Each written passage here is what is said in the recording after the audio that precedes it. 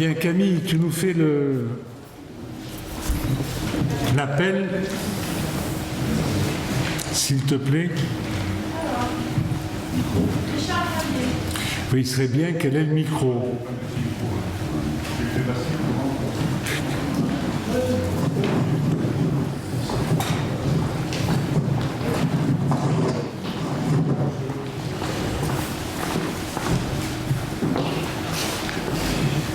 Mais il serait bien, c'est que vous ne touchiez pas les uns les autres le micro. Ça évite d'avoir... Jean-Pierre qui va rentrer. Voilà. Jean-Pierre, il faudra que tu rentres au milieu et que c'est toi qui tiens le micro et que tu le présentes à ceux à qui je donne la parole. Allez, Camille. Richard Moilier. Présent.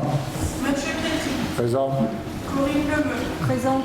Yann Pertuzel. Présent. Christine Sicardi. Présente. Thomas Bergère. Présent. Sophie Suras. Présente. Stéphane Ferracini. Présent. Maëva Cordelier. Présent. Joseph Cassari. Présent. Roger Mossé. Présent. Dominique Bèche. Présent. Alain Husset. Présent. Pierre Maroc. Présent. François Degnaud. Présent. Evelyne Louis. Présent. Véronique Garnier. Présent. Catherine Bienfait. Présent. Marie-Christine Rodriguez. Présent. Catherine Foulon. Présente. Marie-Pierre Michello. Présent. Florian Paris.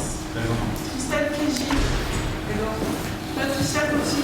Présente. Jean-François Kepre. Présent. Julien Esterini. Présent. Camille Gaillot présente. Hervé Kella. Présent. Jean-Pierre Alfina. Si. Christine Fromin. Présente. René Alberici. Présent. Valérie Giacomazzi. Présent. Et Philippe Canodou. Présent. Donc, a priori, le quota est atteint, le quorum est atteint. Je crois qu'il ne va pas y avoir d'absent, donc le quorum. Bien, écoutez, merci tous de votre présence. Le premier conseil municipal dans la salle des fêtes n'échappe pas à la règle, puisqu'il sera lui aussi filmé et que vous pourrez le consulter sur le site d'ici 48 à 72 heures. Tout d'abord, je tiens à souhaiter la bienvenue à ce nouveau conseil municipal fraîchement installé et réuni pour la première fois dans sa configuration définitive, prête à travailler. Mon propos liminaire est habituellement constitué des dates, événements, rencontres sportives de tout type et tout type de manifestations. Mais je vous avouerai que dans cette période sanitaire exceptionnelle, je me contenterai donc de ce qui n'est pas annulé. Nous pourrons nous divertir avec la deuxième édition de la Semaine sous les étoiles, sous réserve évidemment de l'application des éventuelles mesures et dispositions sanitaires en vigueur aux dates des manifestations. Cette édition se décompose en deux temps. Chansons sous les étoiles avec le soutien de Louis Chédid sur l'esplanade du château de Montbéliard le vendredi 17 et samedi 18 juillet 2020, avec chaque soir un accueil musical, alors hommage à Charles Trenet et lecture de 2 poèmes par Christian Dunod.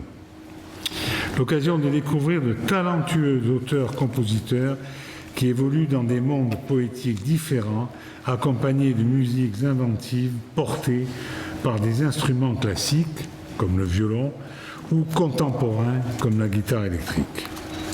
Nous aurons également la participation du chanteur que vous connaissez tous, puisqu'il est bouquin, Richard Lesage.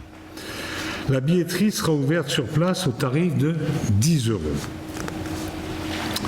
Et ensuite, Jazz sous les étoiles qui se déroulera dans les jardins d'Albertas le vendredi 24 juillet 2020 avec 2 groupes de grands talents. Le premier à 19h30, Eka Gypsy Jazz Quartet, réunis autour du plaisir de jouer ensemble. Ces 4 musiciens proposent des arrangements originaux qui constituent un terrain de jeu idéal pour l'improvisation. Autour de répertoires faisant la part belle aux standards de jazz. Reinhardt, Duke Ellington, Parker, John Coltrane. Le violoniste Rémi Crambe est épaulé aux guitares par Benoît Convert et Yannick Alcocer. Et Johan Etchepuig à la contrebasse. Le bouquet final à 21h15 avec, oui, Rhoda Scott en personne, qui évidemment ai-je besoin de la présenter. C'est une organiste de jazz américaine née à Dorothy dans l'État du New Jersey. Enfant, elle jouait sur l'orgue du presbytère où son père était pasteur. Elle se mettait pieds nus pour ne pas abîmer le bois du pédalier, une habitude qu'elle a conservée et qui lui a valu le surnom de Barefoot Lady, la femme aux pieds nus. Cette ambassadrice de l'orgue aura joué avec les plus grands, et vous le savez, Ray Charles, George Benson, Count Basie, Ella Fitzgerald. Grâce à sa mémoire musicale exceptionnelle, elle connaît plus de 1000 morceaux par cœur, et compose la majeure partie de son répertoire. Maîtrise, énergie et timbre caractéristique, elle commente tous les morceaux qu'elle va jouer. Rhoda Scott reste un mythe vivant de l'orgue Hammond, avec en sus son large sourire et une grande générosité pour mettre en avant la nouvelle génération de musiciennes, formant son Ladies Quartet. Avec elle, Sophie Alours, qui est saxophone ténor, Lisa Cadbero, qui est saxophone alto, et Julie Saury à la batterie, la fille du grand Maxime Saury. Le Ladies Quartet, composé de femmes, vous l'avez tous compris et entendu, toutes générations confondues, réunies par le jazz pour faire vivre un groove intemporel avec talent, swing et générosité. Elles reçoivent en 2018 un prix aux victoires de la musique jazz. En 2018, Rhoda Scott reçoit la récompense de commandeur de l'Ordre des Arts et Lettres. Et la billetterie sera sur place au tarif de 20 €. Et je voudrais remercier la famille Bonifay et Max Bontou, grâce à qui se tiennent ces deux manifestations. Côté château, le 42e Salon des artistes ouvrira ses portes le 4 juillet. Les candidats sont invités à s'inscrire avant le 15 juin. Cette année encore, les artistes issus du Pays d'Aix y exposeront. C'est de l'ordre de 25 artistes, on a au maximum. Nous en avons aujourd'hui 12 ou 13 déjà inscrits et qui correspondent à peu près une cinquantaine d'œuvres. Photographies, sculptures, dessins, peintures seront mises à l'honneur dans le cadre historique du château de Bougbelair. L'ancrage fort de cet événement culturel sur la commune peut en partie s'exprimer par le dynamisme exceptionnel des associations bouquaines d'arts plastiques. Le conseil de ce soir, très dense, verra se créer nos commissions municipales et toutes les instances délibératives et consultatives nécessaires à la vie démocratique. Le rapport d'orientation budgétaire sera présenté. Nous traiterons également de divers points de ressources humaines et de la vie économique communale. Parce que la santé des bouquins est pour moi la priorité, ainsi qu'à la municipalité, je vous informe que des masques réutilisables seront à nouveau distribués à toutes les familles de Bougbelair. J'ai obtenu de la métropole et du département la fourniture de masques réutilisables qui ne coûteront donc pas un sou à la commune. Je vous invite à prendre rendez-vous, comme pour la précédente distribution, avec la plateforme en ligne sur notre site internet bougbelair.fr dès mercredi.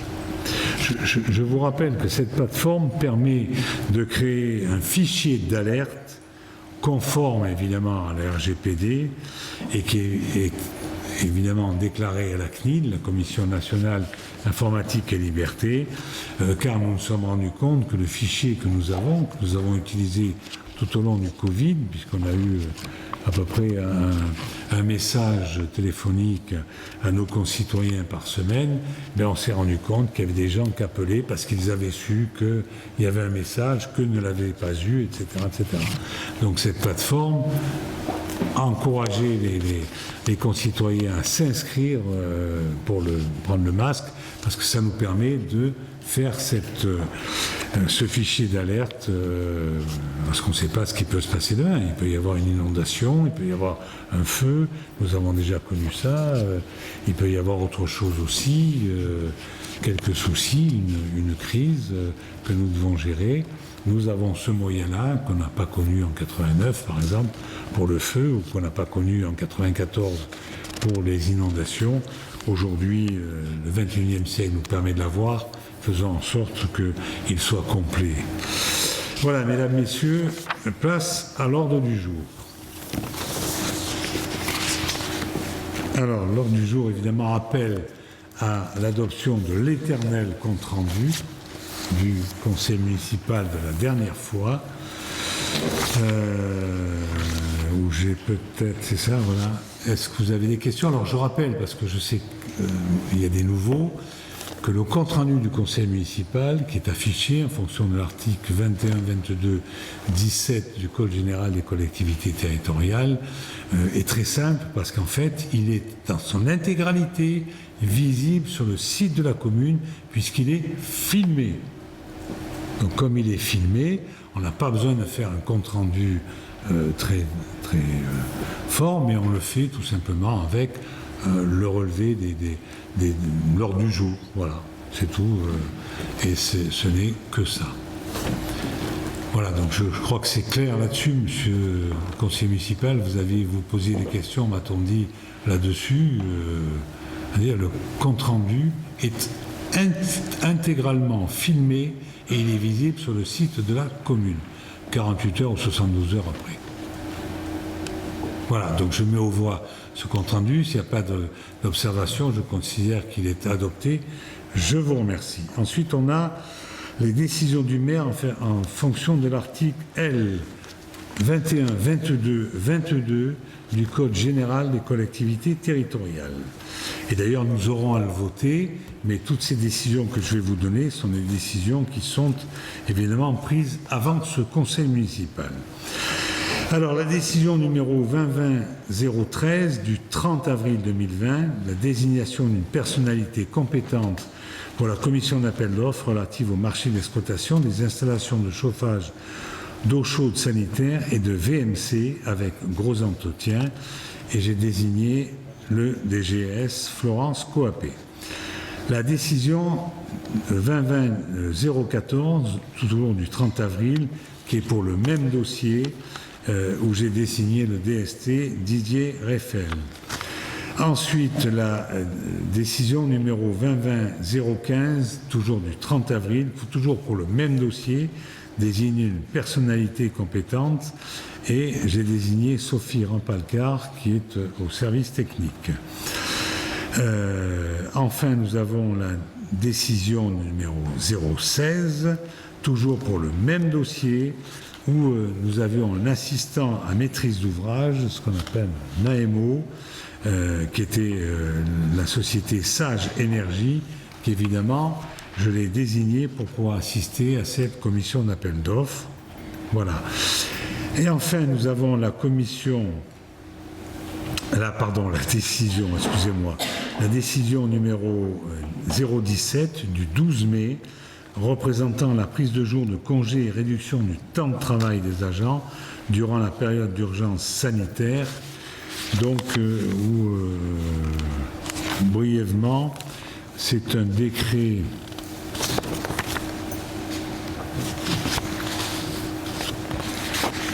le décret du 15 avril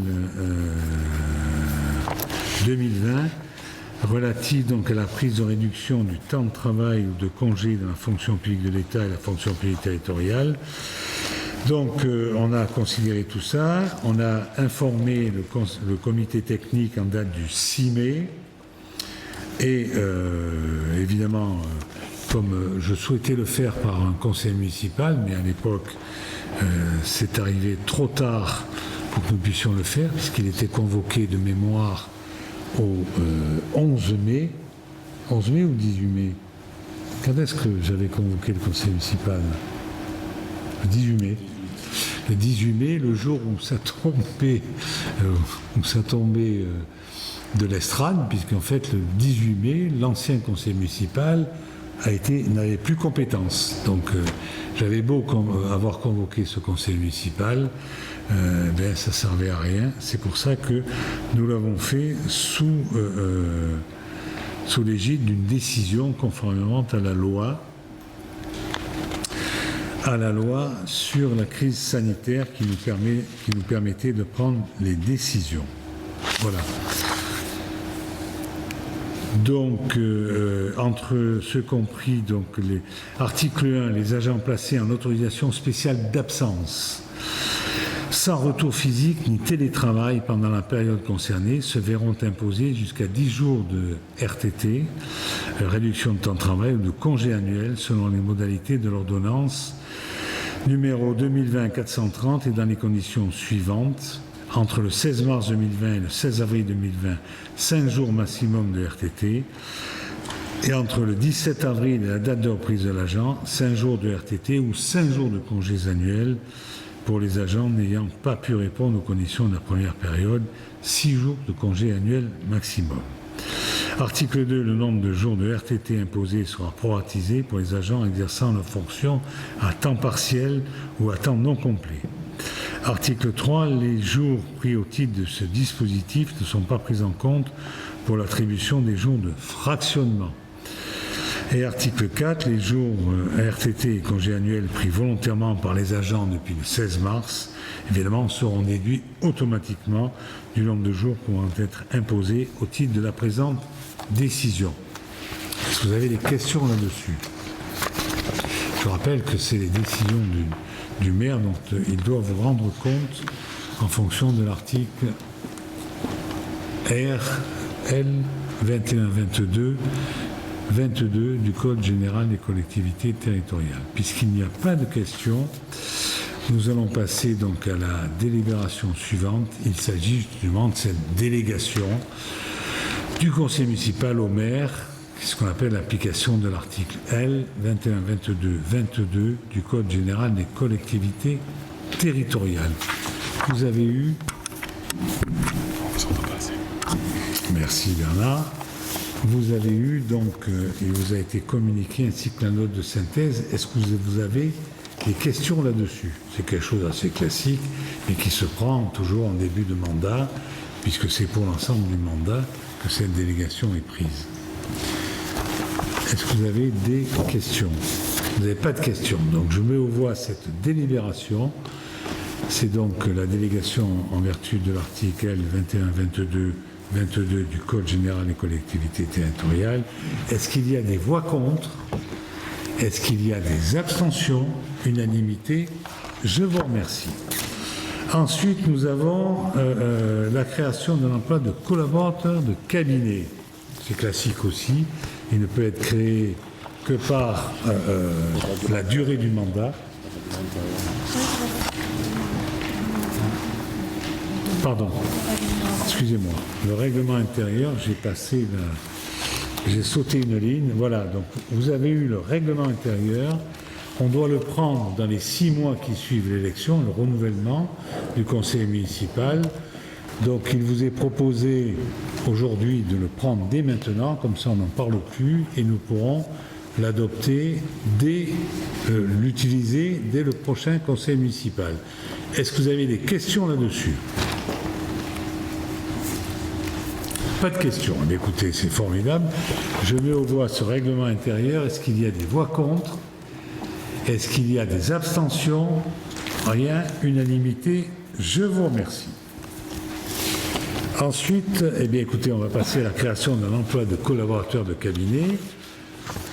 La loi le permet, donc je vous propose, c'est l'article 34 de la loi numéro 84-53 du 26 janvier 84. Et nous avons aussi le décret numéro 87-1004 dans son article 7 qui permet de créer un tel poste. Donc je vous propose, on l'avait sous le mandat précédent, je vous propose de créer un poste de collaborateur de cabinet. Est-ce que vous avez des questions là-dessus? Monsieur le conseiller municipal, vous avez la parole. Attendez, il va vous donner le micro, il est là. Je voudrais juste savoir si j'ai bien du poste de monsieur Jérémy Sénateur. Est-ce que c'est le même? Merci beaucoup. Je me réponds. C'est exactement le même.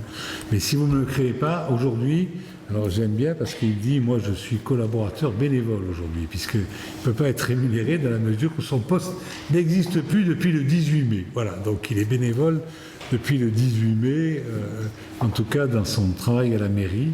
Voilà. Donc je vous propose de le reconduire Est-ce que vous avez d'autres questions? Pas d'autres questions, donc je mets aux voix cette délibération. Est-ce qu'il y a des voix contre? Est-ce qu'il y a des abstentions non plus? Unanimité? Je vous remercie. Ensuite, nous allons passer à l'indemnité du maire et des adjoints. Alors, sachez que nous avons une enveloppe.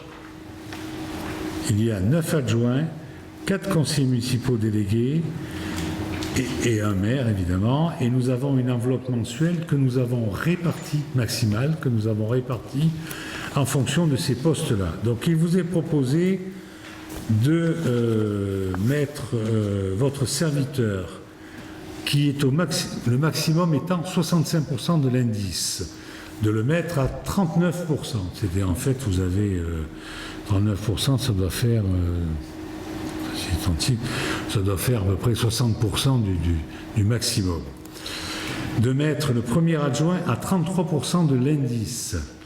De mettre les autres adjoints, les adjoints restants à 26% de l'indice, le maximum étant 27,5%.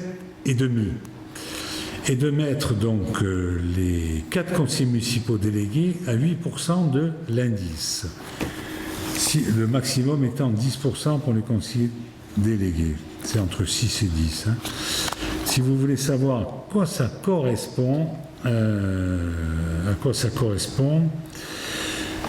donc, en montant brut des indemnités mensuelles, c'est 1516,87 pour le maire, 1283,50 pour le premier adjoint, 1011,24 pour les autres adjoints et 311,15 pour les conseillers municipaux délégués. Est-ce que vous avez des questions à me poser là-dessus? Pas de questions. Donc je mets au voie cette délibération. Est-ce qu'il y a des voix contre? Est-ce qu'il y a des abstentions? Donc une abstention, 2 abstentions, 3 abstentions. OK. Donc 3 abstentions, Monsieur Laffineur, Madame Froment et Monsieur... Où il est mon plan? Je n'arrive pas à lire jusque-là. Ah oui, qui est là. Voilà. Excusez-moi, mais je vais m'y faire. En plus, vous êtes très très loin. Hein, voilà. OK. Ensuite, donc, je vous propose la création de commissions municipales. Nous l'avons voté dans le règlement intérieur. Je vous propose maintenant de voter les représentants. Alors, je vais être clair. Nous l'avons fixé à 7 pour que chaque groupe d'opposition, puisque vous êtes 2, avec 3 membres, comme c'est la proportionnelle et au plus fort reste, pour que vous ayez un représentant chacun dans les commissions municipales, ce qui me semble normal. Que les choses soient claires, normal. Nous allons nous arrêter donc à 7, ou alors on pourrait aller plus, mais si on va plus, on va avoir des commissions qui seront énormes. Et puis en plus, ça veut dire que vous allez siéger dans 50 000 commissions. Donc vous aurez chacun un représentant, à condition que nous-mêmes, ni le premier adjoint, ni moi-même, ne prenions part au vote. Comme c'est la proportionnelle et le plus fort reste, si on fait 25 voix, vous en aurez un chacun. Si on fait 27 voix comme nous sommes, vous n'en aurez plus qu'un. Est-ce que je me suis fait clairement comprendre? Donc je vous propose tout simplement, peut-être que si vous voulez, on ne vote pas, ou on vote à main levée, on vote une proposition. Moi, je vais vous faire des propositions pour la majorité. Donc si vous me donnez un nom à chaque fois, un de chaque groupe, eh bien écoutez, je vous propose qu'on vote pour cette liste-là des 7. Est-ce que vous êtes d'accord avec ça? Hein, vous ne souhaitez pas un vote à bulletin secret ou voilà. Merci. Donc, je vais vous proposer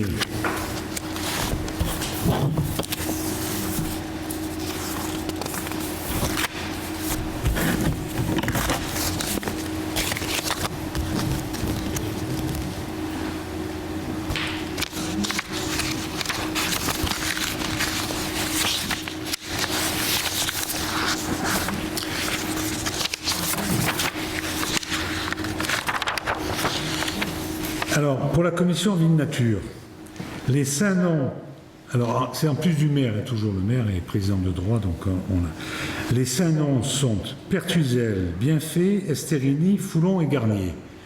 Qu'est-ce que je prends comme nom pour vous? Pour la commission Vie de Nature, un nom. L'affineur.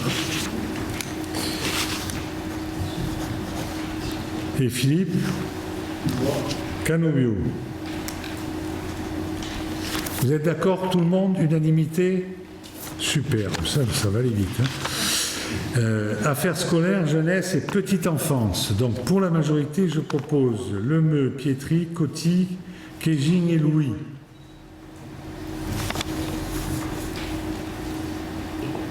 Salut Eric.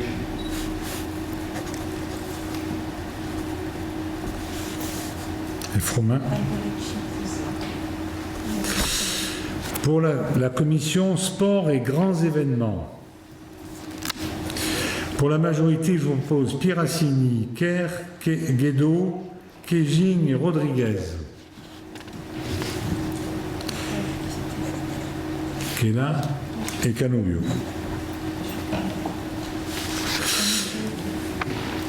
Pour sécurité et nouvelles technologies, Cassaro, Garnier, Auzer, Rodriguez et Vitiello.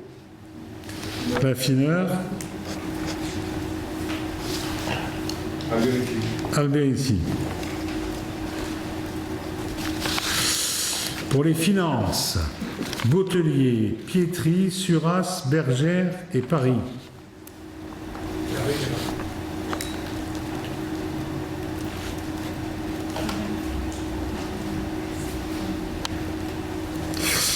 Belaï Giacomazi et Hervé Kella, c'est ça?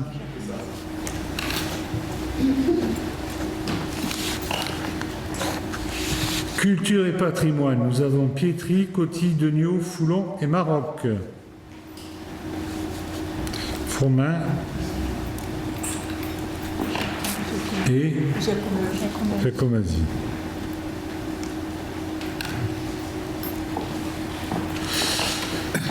Et enfin, développement économique et emploi. Nous avons Gautelier, Bièche, Bienfait, Degnaud, Mossé.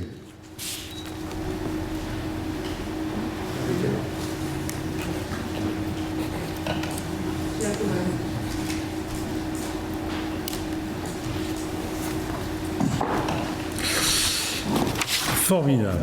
Bien, mes chers collègues, donc ça c'était pour les commissions. Je vous propose que les commissions se réunissent au plus vite, de manière à ce qu'elles désignent leur vice-président, puisqu'elles vont élire leur vice-président. Donc on essaie de faire ça assez vite, de manière à ce qu'après elles aient leur liberté avec le vice-président de se réunir. Hein. Okay. Moi, comme je préside, je vous proposerai simplement à l'ordre du jour, sauf s'il y a des dossiers importants et urgents, vous posez seulement l'élection du vice-président, et comme ça pourra se faire sans moi. Donc, veillez, ça va se faire incessamment sous peu. Hein.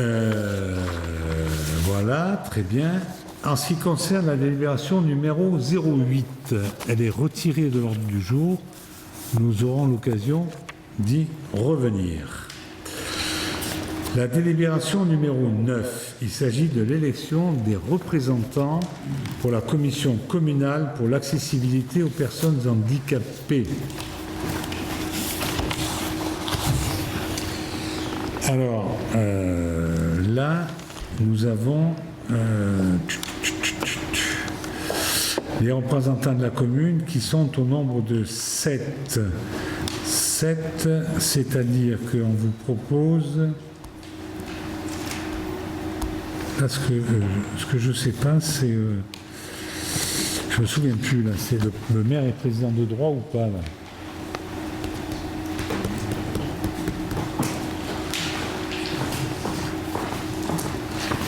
Parce que là, vous m'en mettez 3. D'accord. Donc, c'est comme les commissions municipales. Donc, il y en a 5 de la majorité. Alors, j'ai les noms Yann Pertuzel, Evny Louis, Christelle Kéjing, Pierre Maroc et Marie-Pierre Vitiello. Et vous? Un chacun. Raffineur. Et Canobio. Les têtes de liste, vous ne vous sentez pas obligé. Oui, je sais. Ne vous inquiétez pas, ça m'est déjà arrivé de faire 6 ans d'opposition. Voilà. Ensuite, nous avons pour le CCAS. Le CCAS, donc je vous propose de fixer le nombre de représentants.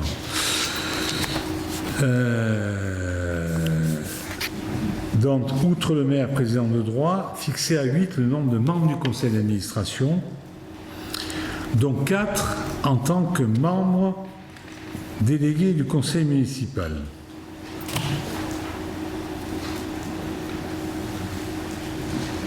Donc le président de droit, après il y a 4 membres, donc au titre de la majorité, ce sera 3. Donc Christine Sicardi, Roger Mossé, Marie-Pierre Gattiello.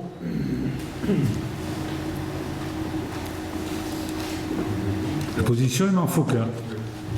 Oui, mais il y a Albert ici, puis il y a Madame Froment aussi.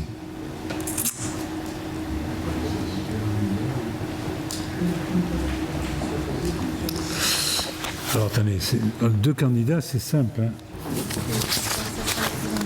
Oui, mais vous allez voir.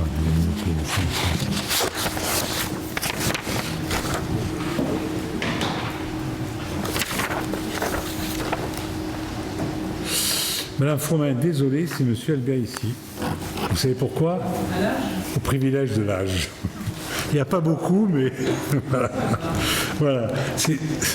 Au moins, ça fait un homme de plus, parce que là, je ne vous en ai pas donné beaucoup d'hommes. Voilà. Voilà, donc, Monsieur Albert ici.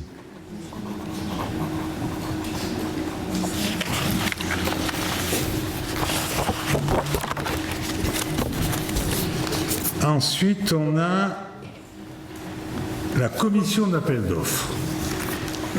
La commission d'appel d'offres, là, c'est clair que, outre le maire, il y a 5 membres qui sont élus à la proportionnelle.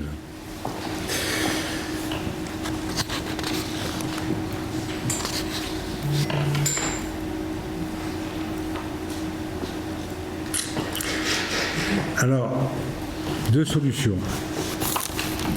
Enfin, il y a 2 solutions. Moi, je souhaite qu'il y ait un membre de l'opposition. Je vous le dis très clairement, si on part à 27, 3 et 3, il n'y aura pas un membre de l'opposition. On fera passer tout le monde, nous, voilà. Donc, ce n'est pas ma vision des choses. Je souhaiterais qu'il y ait un membre de l'opposition. Vous avez 2 lignes plus loin. C'est la délibération 13. Hein, la 13.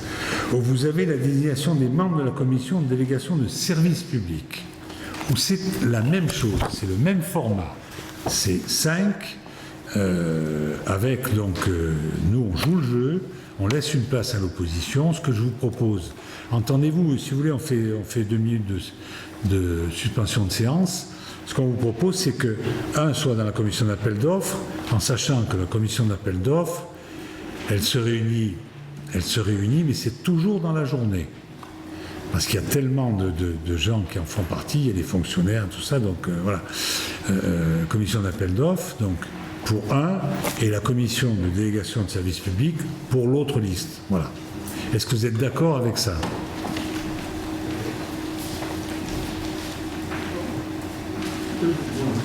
Alors, est-ce que vous êtes d'accord avec commission d'appel d'offres et appel d'offres et pour la délégation de service public?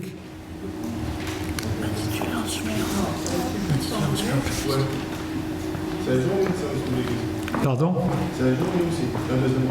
Oui, aussi, oui.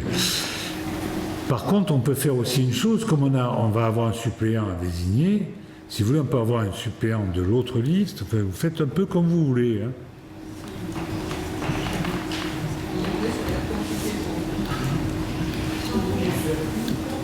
Bon, vous voulez qu'on fasse une suspension de séance? Vous pouvez... Alors, commission d'appel d'offres, c'est dès que vous avez un marché, qui dépasse 40 000 € hors taxe. Voilà, donc... alors il y en a, hein. Par exemple là, on a, de mémoire, on doit avoir 3 dossiers qui sont en attente de cette commission d'appel d'offres. Bon, on va avoir 3 dossiers. Un, c'est les espaces verts, l'autre, c'est la chapelle œcuménique et les terres blanches. Moi, je bois bien un coup, tiens.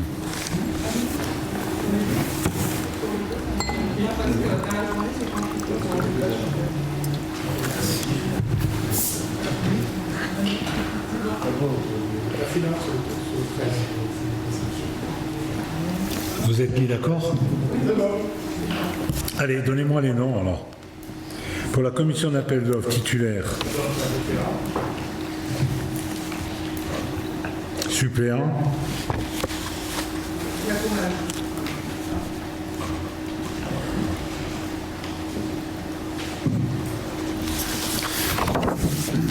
Merci. Ensuite, nous avons, faisons tout de suite la commission des membres de délégation de service public. Donc, titulaire, c'est plutôt... Ah non, c'est plutôt vous, là. Enfin, je sais pas. Bon, alors donnez-moi qui vous voulez. Hein. L'affineur. La mairie qui est supérieure.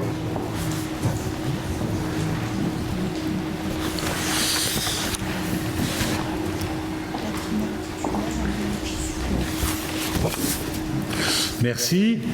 Donc, revenons à la 12. C'est la commission consultative des services locaux et il faut désigner les membres. Alors là, c'est 5 membres du conseil municipal, évidemment, comme d'habitude.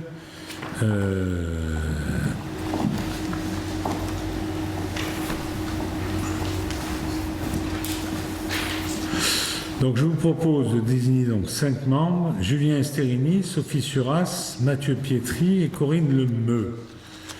Et de dire, donc vous allez me donner un nom, là on n'a que des titulaires, on n'a pas de suppléants. Ma foi. Vous allez me donner un nom.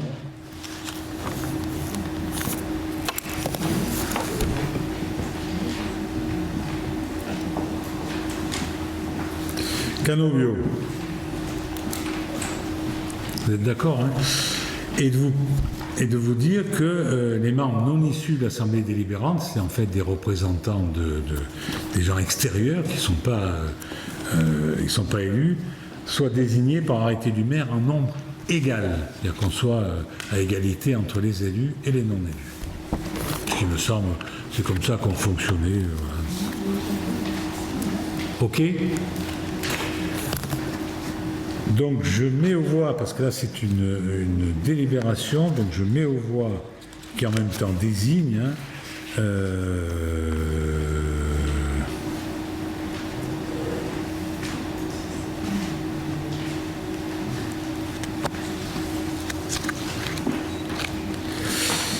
Vous êtes sûr là qu'il y a l'opposition? Parce que moi vous me mettez Corinne. Vous êtes sûr, hein? Donc je mets aux voix la délibération avec l'ensemble de ces noms que nous avons vus et la possibilité de désigner par arrêté du maire. Est-ce qu'il y a des voix contre? Est-ce qu'il y a des abstentions? Non plus.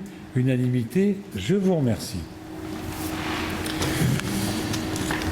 Ensuite, on va passer... Excusez-moi, mais ça c'est... Désignation des délégués du conseil municipal au SABA. Le syndicat d'aménagement du bassin de l'Arc.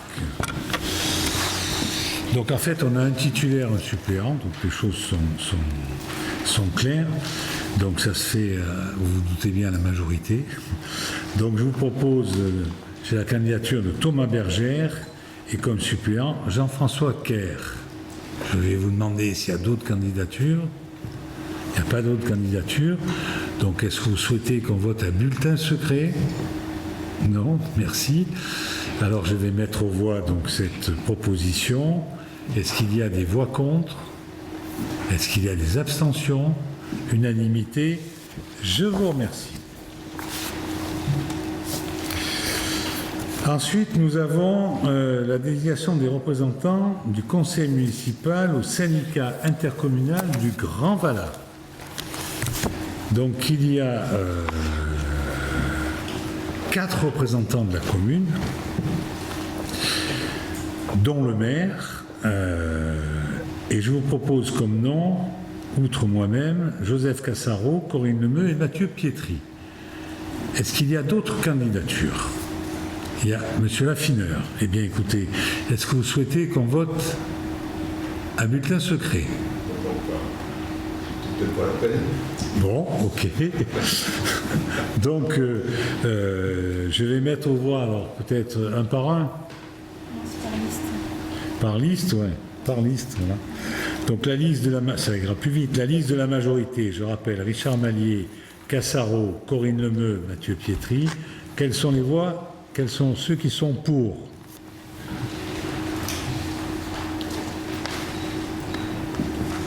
Donc il doit y en avoir 27. Merci.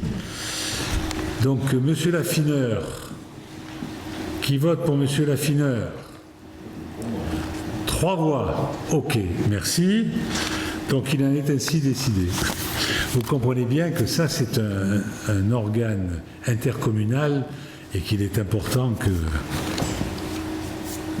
la commune ouvrière soit représentée par sa majorité. Hein. Ce qu'on a toujours vu, mais comme ça. Ensuite, on a désigné les délégués du conseil municipal au conseil d'administration du collège Georges Brassens. Alors, je crois qu'ils sont au nombre de mémoire de 2. Non, pardon, c'est un titulaire et un suppléant, en fait, c'est 2. Moi, je vous propose Corinne Lemeu avec comme suppléante Catherine Foulon. Est-ce qu'il y a d'autres candidats? Il n'y a qu'un poste. Il n'y a pas d'autres candidats. Donc, je vous remercie. Quels sont ceux qui votent contre? Quels sont ceux qui s'abstiennent? Donc, unanimité. Je vous remercie. Ensuite, on a désigné le représentant du conseil municipal à la prévention routière.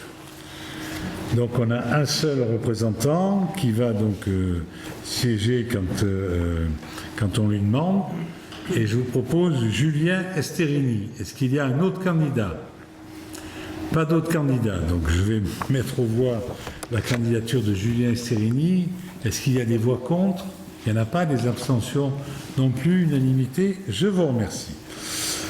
Ensuite, on a à désigner un conseiller municipal correspondant défense en charge des questions de défense. Ai-je besoin de vous préciser que nous avons une personne qui est super bien, qui était déjà sous le mandat précédent et qui se fera un plaisir d'y retourner. Donc j'ai reçu la candidature de Yann Pertuzel. Est-ce qu'il y a d'autres candidats? Pas d'autres candidats. Mais écoutez, je vous propose de mettre aux voix cette candidature. Est-ce qu'il y a des voix contre? Il n'y en a pas. Abstention non plus. Unanimité. Je vous remercie. Ensuite, on va passer... on va changer de rapporteur. Je vais pouvoir boire un coup, moi. On va solliciter le conseil départemental pour une aide à la conservation des monuments historiques pour le tableau Saint-André. Et le rapporteur sera Mathieu Pietri.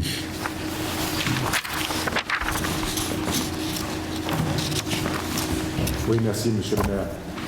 Effectivement, donc, nous vous sollicitons pour demander une subvention au conseil départemental dans le cadre de la politique de conservation et de rénovation de notre patrimoine. Cette sollicitation a pour objet un tableau du XVIIe siècle, Saint-André, qui se trouve dans l'église Saint-André et qui a été inscrit au monument historique en 1995. Pour un montant de 28 500 € hors taxe, le plan de financement est envisagé tel quel. Pour le conseil départemental, à 25%, 7 125 €. Pour la DRAC, 9 975 €. Et reste à charge pour la ville de Boubélaire, 11 400 €. Voilà, je lis peut-être un mot là-dessus, Mathieu, comme tu es nouveau dans la délégation culture. C'est que l'Église, vous avez vu qu'on l'a, sous le mandat précédent, on l'a remis un peu aux normes, on a repeint, on a restauré un certain nombre de tableaux qui font partie du patrimoine communal. Il nous reste encore Saint-André, et puis il nous reste un point important, on en parlera ultérieurement dans la commission, et surtout dans le cadre du budget, qui est le problème des vrillettes qui ont envahi l'église, l'orgue, et puis d'autres comment dirais-je, pardon ? Les œuvres, tout le monde dit. Et les œuvres, tout ce qui est mobilier, tout ce qui est en bois, les vrillettes ont envahi, et il va falloir qu'on intervienne en urgence. Alors pendant la période du confinement, c'était un peu problématique, on n'a pas eu d'expert qui est venu, mais là l'expert est venu, on nous dit quelques dizaines de milliers d'euros, c'est pas rien, voilà. Donc on est en train de travailler, mais on aura l'occasion d'en reparler, ne serait-ce que dans le cadre du budget. Voilà. Est-ce qu'il y a des questions sur cette délibération ? Il n'y a pas de questions, donc je me la mets aux voix. Est-ce qu'il y a des voix contre ? 1, 2 voix contre, 3 voix contre. Très bien. Est-ce qu'il y a des abstentions ? Pas d'abstention, donc majorité. Ensuite, toujours pour le même dossier, ce coup-ci, c'est la DRAC qu'on va solliciter. La DRAC, pour combien de pourcentage ? 35%. Pour 35%, donc on ne va pas recommencer. C'est le même vote. Donc même vote, donc majorité avec 3 voix contre.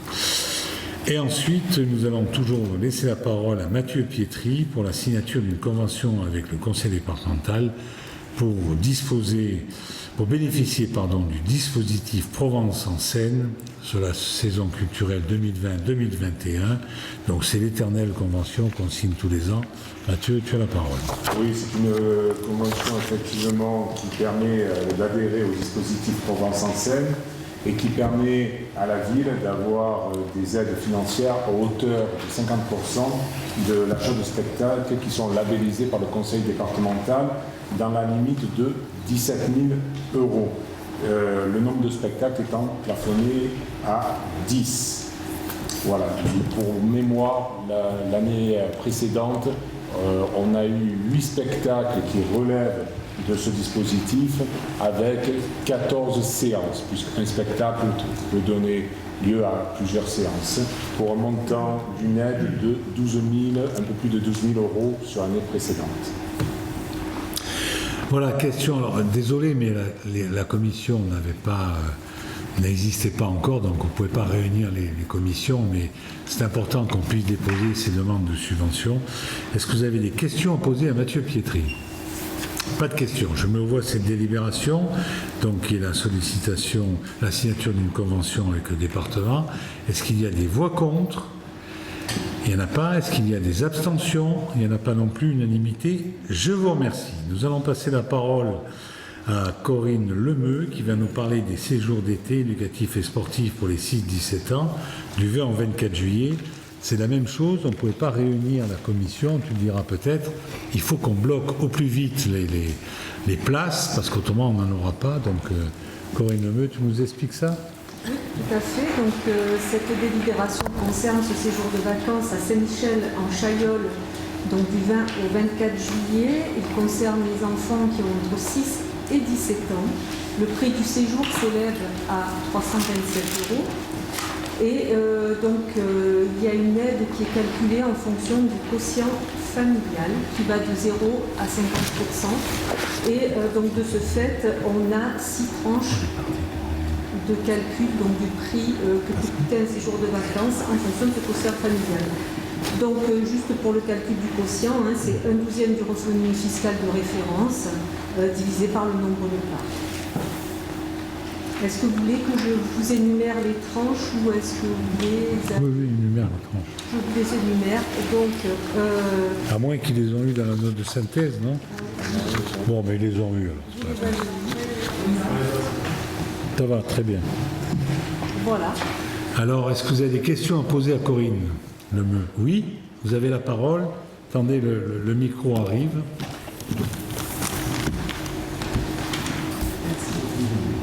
Pardon. Très bien, merci. Je voulais juste savoir si il y avait d'autres sur la tranche d'âge 11-17 ans, une autre offre éducative sur le territoire de Bel Air pendant l'été.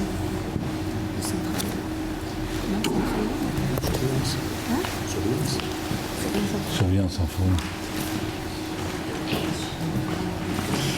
Et oui, c'est un peu dramatique. Dans la salle du conseil, on a une sono, mais cette sono, on ne peut pas l'installer ici. Voilà. Oui, Donc on ne va pas s'amuser pour... je reconnais qu'il va y avoir des... Il y en a un le 29, après il y en a un le 13 juillet. On va être sans doute dans cette configuration, après peut-être plus. Mais bon, excusez-moi, mais on n'allait pas acheter une sono pour 3 conseils municipaux.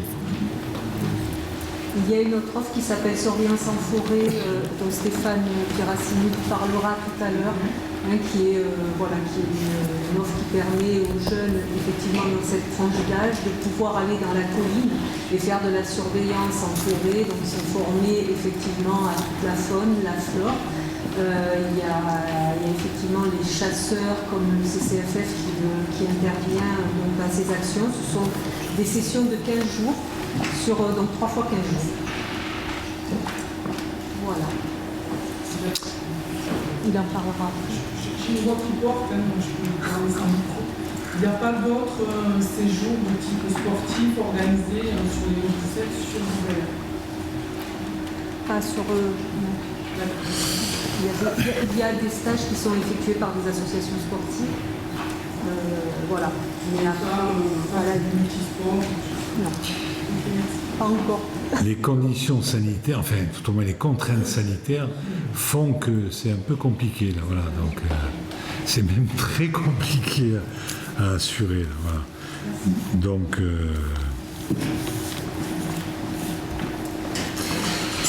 voilà, plus de questions là-dessus, donc je mets aux voix cette délibération. Est-ce qu'il y a des voix contre? Il n'y en a pas, des abstentions non plus, unanimité? Je vous remercie. Ensuite, nous allons passer à la présentation du rapport d'orientation budgétaire 2020. Sophie, elle est où, Sophie? Ah, là.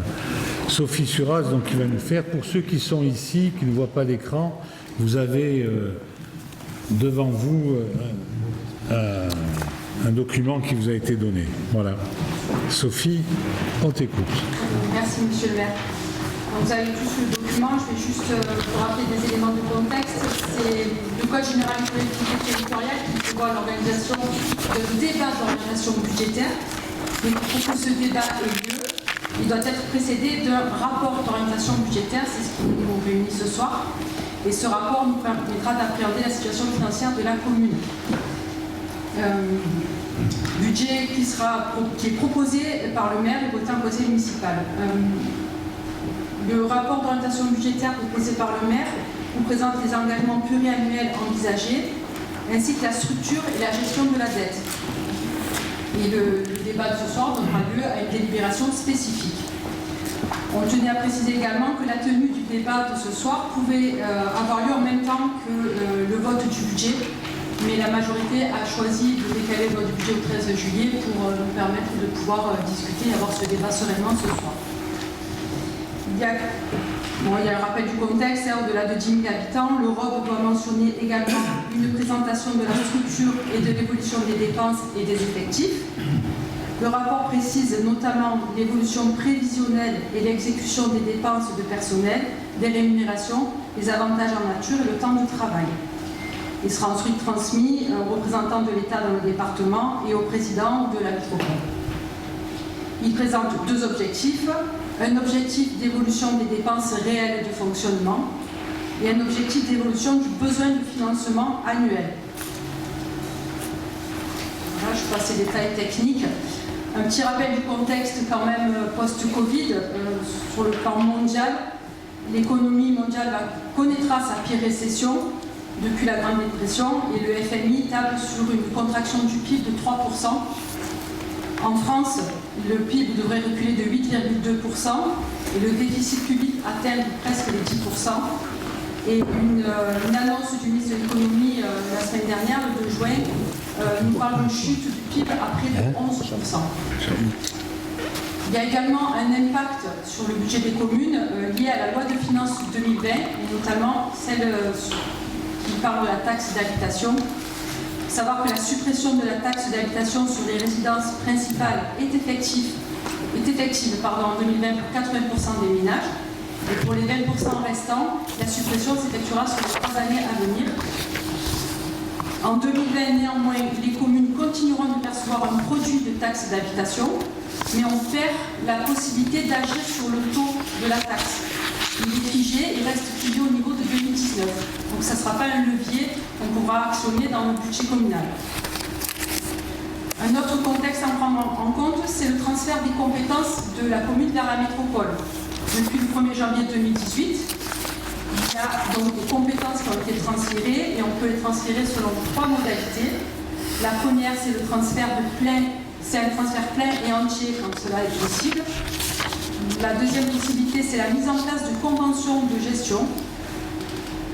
Et là, c'est la métropole qui est compétente dans un domaine et qui confie à titre transitoire la gestion de la compétence à la commune. Il faut savoir qu'à Bouc, en 2019 et en 2020, cette modalité concerne des compétences transférées que sont l'eau pluviale, le service public de défense extérieure contre l'incendie et les zones d'activité économique.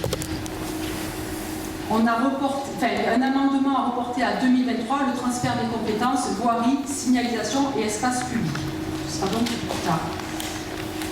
Enfin, la troisième modalité, c'est la mise en place de conventions de maîtrise d'ouvrage déléguées. À titre d'information, vous avez dû voir dans le document, le montant de l'attribution de compensation 2019 de la métropole à la commune s'élève à 2 893 511 euros.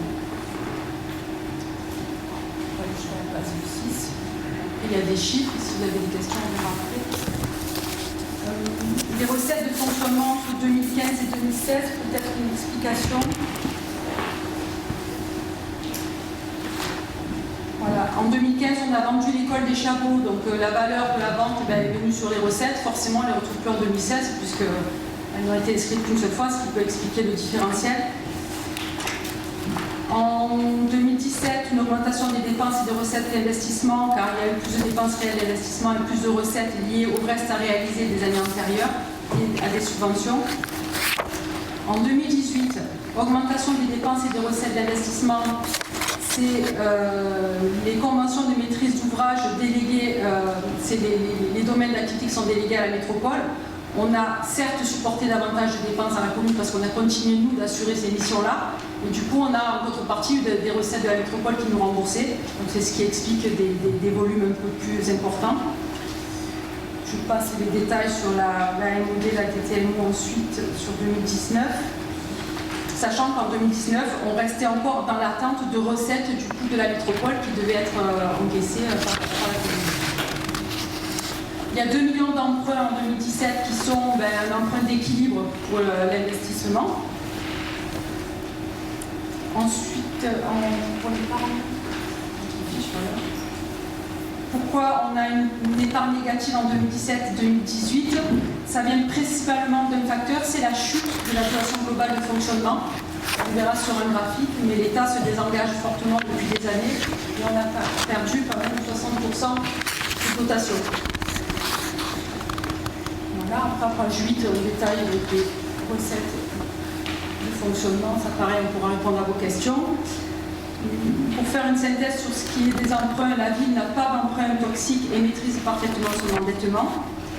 À fin 2019, la capacité de désendettement de la commune est de 6 ans. Il faut savoir qu'en moyenne, un seuil critique d'endettement se situe à 11 ans pour le remboursement, donc la commune s'en sort très bien. Ce ratio permet de mesurer la solvabilité financière des collectivités locales. Voilà, je ne sais pas si vous avez des questions, des interventions. Oui, merci Sophie. Moi je vais insister, après tout faisons un peu de politique. On est là pour gérer la commune, mais constater ce que vous voyez donc en page, j'ai pas de page, mais les masses budgétaires, le bilan financier, vous voyez qu'on a un endettement qui s'est évidemment qui a diminué énormément, aussi bien en intérêt qu'en capital. Pourquoi ? Parce que nous avons, entre 2015 et 2019, peu emprunté, puisqu'on a 4 millions, on a emprunté 4,8 millions, mais en fait on a remboursé largement plus. Vous le voyez en bas, puisque 2 millions 4, plus 1,7 million, ça fait déjà 4,1 millions, plus encore 1,7 million en 2017. C'est le capital de la dette qui a été remboursé au long de l'année, plus 1,8 million. Vous voyez qu'on a largement fait baisser l'endettement, mais aussi, il y a quelque chose qui est important, mes chers collègues, c'est ce que vous avez en page... Je ne sais pas la page, mais peu importe. Pourquoi il n'y a pas de page d'ailleurs ? Vous l'avez là-dessus là ? Bon, c'est l'état des recettes de fonctionnement et l'évolution de la DGF. Vous voyez que depuis 2013, alors qu'en 2013, la DGF, c'est la dotation globale de fonctionnement. C'est-à-dire ce que l'État donne à la commune pour que la commune fasse ce que l'État ne fait pas, ou tout au moins fasse la mission de l'État dans la commune, qui était de quasiment 1,9 million en 2013, elle n'est plus qu'en 2019 qu'à 770 000, ce qui veut dire qu'on a perdu 1,2 million, c'est-à-dire quasiment les 2/3 de la DGF. Et que malgré ce, on n'a pas bougé les impôts. Les impôts, vous avez juste avant, l'état des recettes de fonctionnement, avec la comparaison des taxes. Et puis, Sophie vous l'a laissé entendre, quand vous voyez l'évolution des taux d'imposition des ménages, nous n'aurons plus que la taxe foncière, la taxe d'habitation, parce qu'on a le président de la République qui a décidé qu'on ne paierait plus de taxe d'habitation. Donc ça veut dire que nous, on va avoir de la part de l'État une compensation, mais cette compensation, à un moment donné, elle va être fixée en 2023, et après elle ne bougera plus. Alors ce qui veut dire que, mes chers collègues, vous avez la loi SRU qui vous oblige à faire des logements sociaux, etc., qui fait qu'on fait les deux à la fois parce que les uns financent l'autre, mais tous ces nouveaux logements qui vont arriver ne paieront pas de taxe d'habitation. Et nous n'aurons pas de recettes, parce que l'État ne compensera pas ce qui n'existe pas. Et que le taux est fixé, le taux est bloqué depuis 2017, c'est ça, le taux de 2017. Et on ne peut plus l'augmenter sur la TH. Ce qui veut dire que, vous qui vous êtes présentés aux élections, quel est le débat dans ce cas-là ? Qu'est-ce qu'on met sur la table ? Qu'est-ce qu'on propose à nos concitoyens si on ne peut pas toucher aux impôts ? On peut toucher la taxe foncière, ok, mais c'est tout, c'est le seul. C'est quand même dramatique, cette centralisation jacobine à laquelle on a assisté et qui, malheureusement, on ne reviendra pas dessus parce que, comme le président l'a dit, ça m'étonnerait qu'on revienne sur la suppression de la taxe d'habitation. Mais c'était un produit important pour la commune. Parce que ça faisait habitation et foncier, ça faisait à peu près la même chose. Voilà. Donc on le verra dans le cadre du... Par contre, on continue à le mettre comme étant une recette fiscale. Et non pas en compensation. Mais recette fiscale, alors que ce n'est pas du tout une recette fiscale. C'est l'État qui vous le donne. Voilà. Bon, on a l'occasion d'en reparler un peu plus, mais je voulais quand même, mes chers collègues, que vous soyez conscients de la difficulté que nous avons à gérer les collectivités territoriales, et je crois que toute sensibilité, les maires le disent, de toute sensibilité, voilà. Voilà, est-ce que vous avez des questions sur ce rapport d'orientation budgétaire ? Oui, question en face, Jean-Pierre.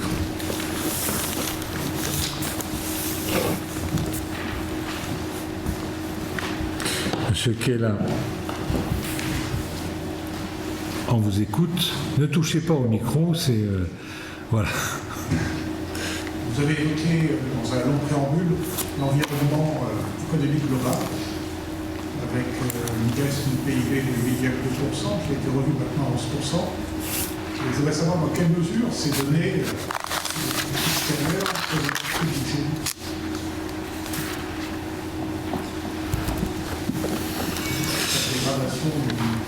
Dégradation de la situation économique, si vous voulez, Ça peut faire bouger votre budget. peut impacter un budget. Pourquoi? Parce que ça peut avoir une influence sur les prix, ça peut avoir une influence sur la contribution foncière des entreprises. Ça peut, voilà. Donc maintenant, le ROB, il est aussi fait en fonction de la définition.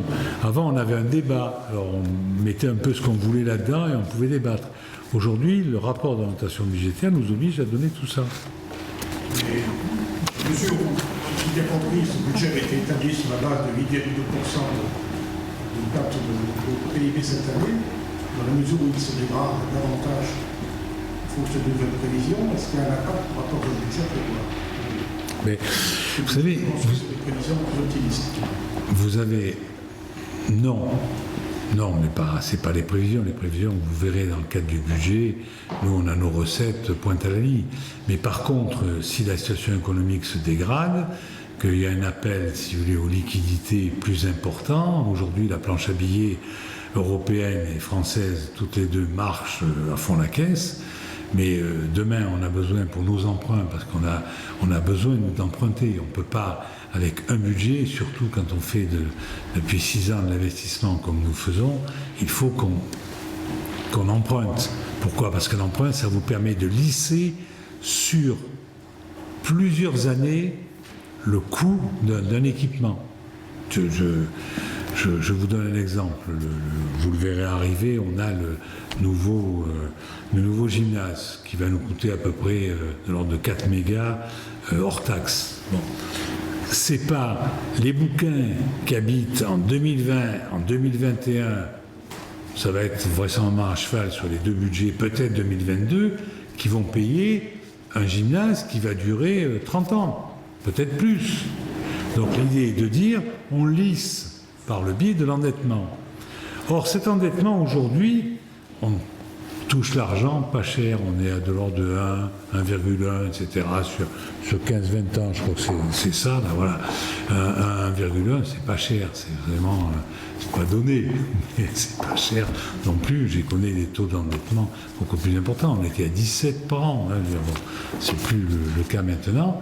Mais si demain, il y a une envolée des taux d'intérêt, dans nos choix, on a toujours essayé d'être bon dans nos choix en faisant des choix plutôt de taux fixes. Quand on est bas, il vaut mieux prendre du taux fixe, mais on va quand même emprunter encore de l'argent et les taux fixes peut-être vont monter.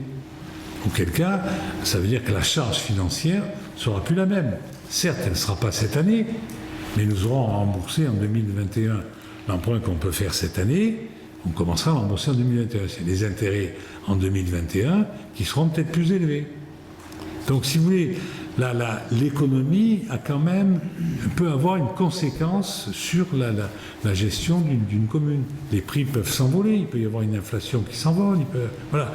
Tout ça fait qu'aujourd'hui, on budgète, quand je vous parlais de 4 millions pour le gymnase, le 4e gymnase, eh bien, peut-être que demain, les prix seront plus élevés pour des raisons d'impact économique et de crise économique que l'on reçoit. Donc il y a un rapport d'orientation budgétaire qui vous est fait, qui vous est présenté et pour lequel le conseil municipal doit prendre acte. Voilà.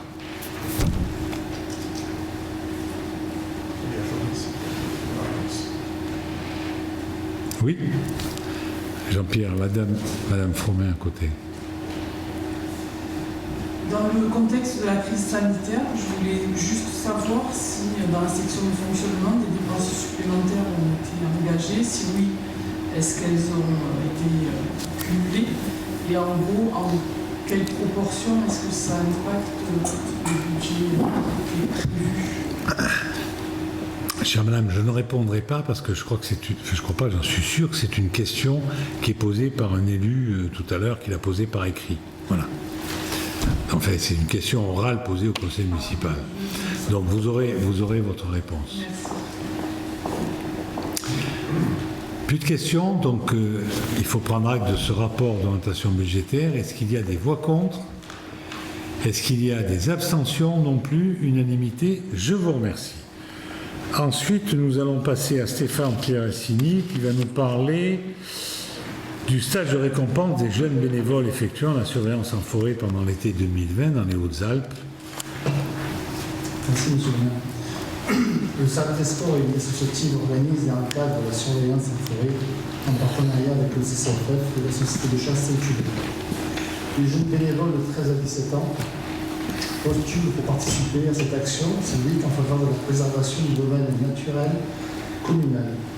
Dans le cadre d'une valorisation de l'investissement des jeunes bénévoles participant à l'action, sous réserve que la situation sanitaire le permette, Monsieur le maire propose un stage de récompense se déroulant du 25 août au 28 août au centre Larura à Saint-Blaise, en pension complète, comprenant un programme d'activités et de découvertes. La ville assurera le paiement des prestations liées au stage de récompense auprès du prestataire Archipel pour un montant de 225 € TTC par personne. Les transports aller et retour de Bourbel à Saint-Blaise seront pris en charge par la ville. Est-ce que vous avez des questions à poser à Stéphane Pieracini? Bon, c'est clair, hein, c'est ce qu'on fait tous les ans et on propose aux jeunes de les amener 4-5 jours au frais, à la montagne. Voilà, je mets aux voix cette délibération. Est-ce qu'il y a des voix contre? Il n'y en a pas. Est-ce qu'il y a des abstentions? Non plus, unanimité. Je vous remercie. Ensuite, on va passer la parole à Maëva Gautelier qui va nous parler de la convention fixant les conditions d'intervention complémentaire de la région et des communes dans le cadre de l'octroi des aides économiques. Et donc l'adhésion à la convention d'abonnement, les deux, on va lier les deux, c'est le même sujet, on va lier donc les deux. C'est en fait... Allez Maëva, vas-y.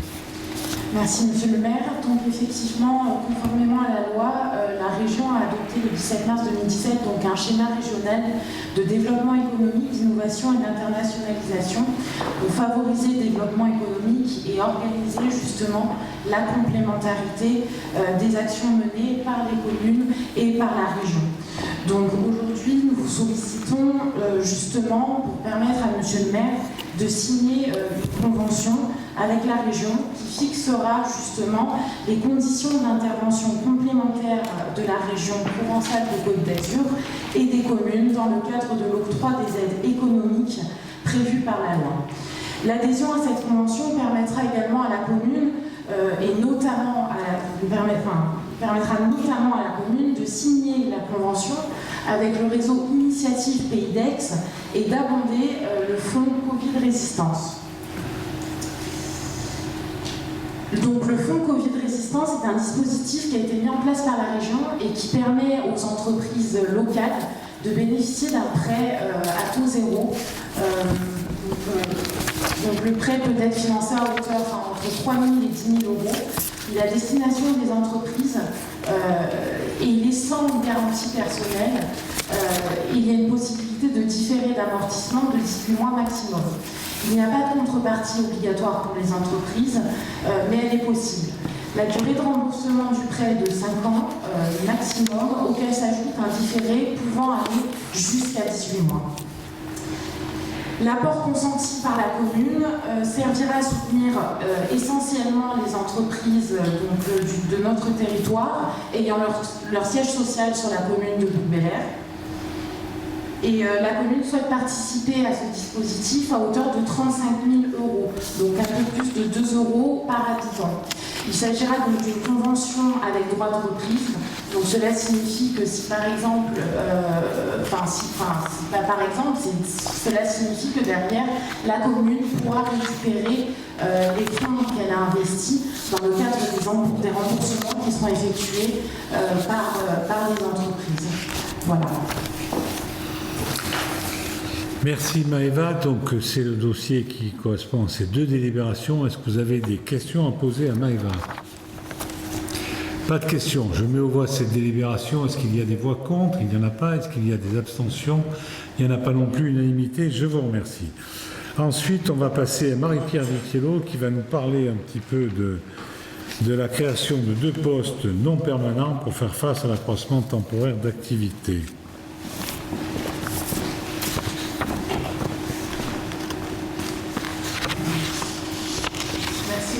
Merci, monsieur le maire.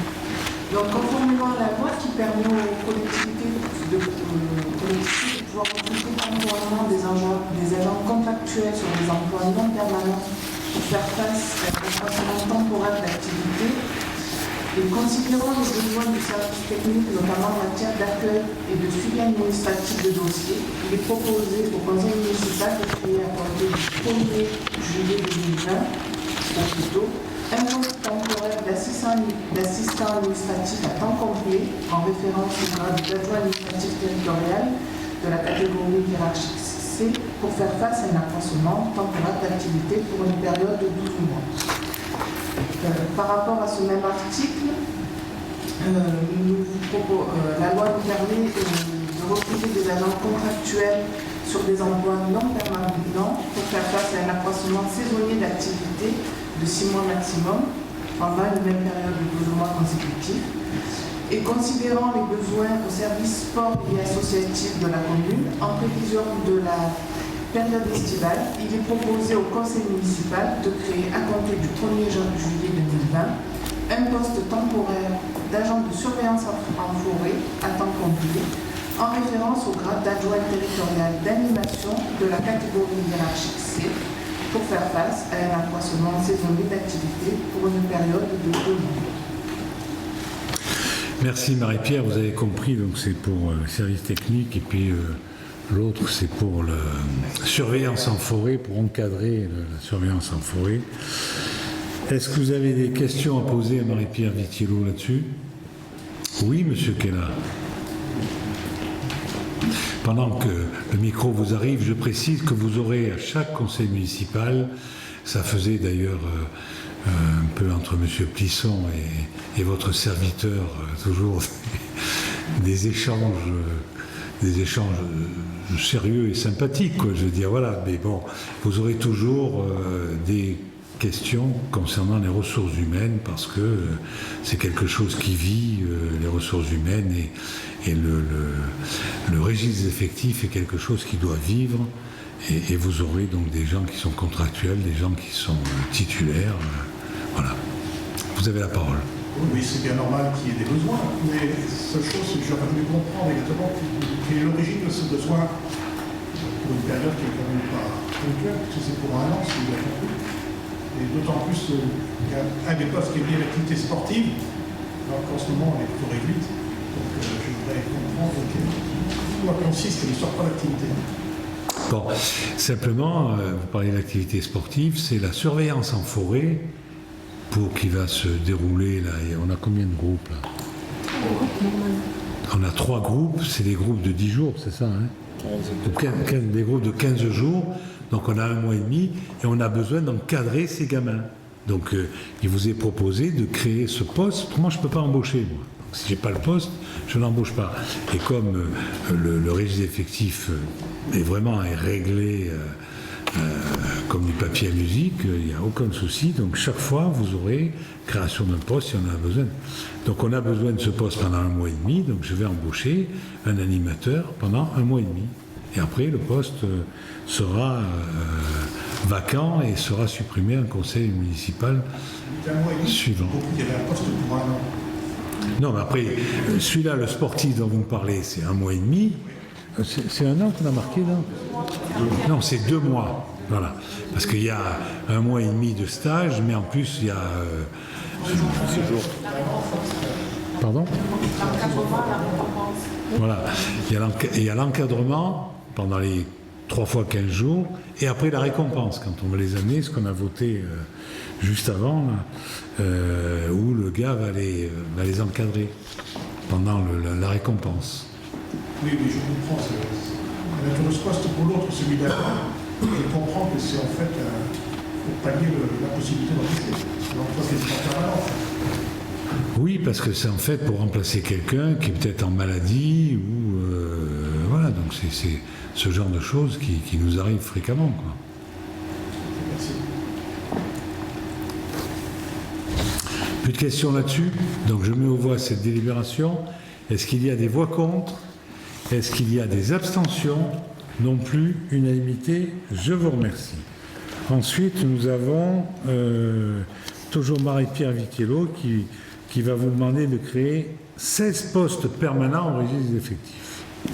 Oui, merci Monsieur le maire. Donc, compte tenu de l'avis favorable de la commission administrative paritaire qui s'est réunie le 9 décembre 2019 sur les propositions d'avancement du personnel communal pour l'année 2020, des réussites de concours ainsi que des besoins au service scolaire, il est proposé au conseil municipal de créer 16 postes permanents au registre des effectifs à compter du 1er juillet 2020.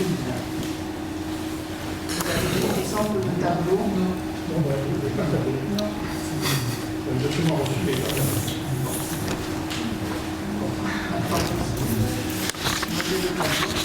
Il y a 2 réintégrations et ensuite vous avez 2 réussites au concours. Vous vont changer les personnes de grade, de catégorie, et ensuite vous avez des avancements au grade.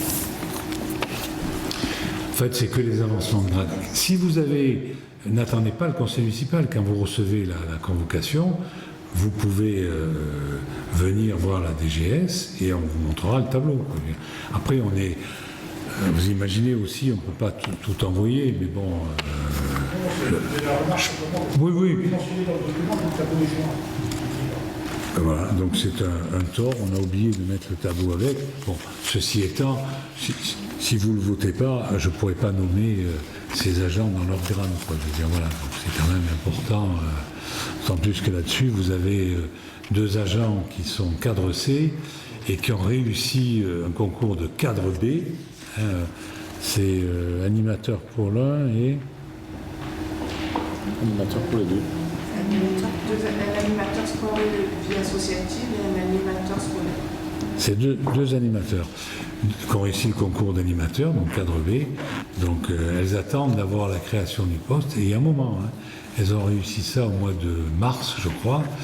Donc elles attendent, ces 2 agents attendent que vous me créiez, le conseil municipal crée le poste pour que je puisse les nommer. Voilà. Donc il n'y a pas d'autres questions là-dessus. Donc je mets aux voix cette délibération. Est-ce qu'il y a des voix contre? Il n'y en a pas. Est-ce qu'il y a des abstentions? Il n'y en a pas non plus. Donc unanimité, je vous remercie. Maintenant, nous allons passer aux questions diverses. Alors comme c'est le premier conseil municipal, comme ça vous permet de comprendre comment ça marche. Alors j'ai reçu 2 questions diverses de la part de la majorité et 2 questions diverses de la part d'un groupe d'opposition.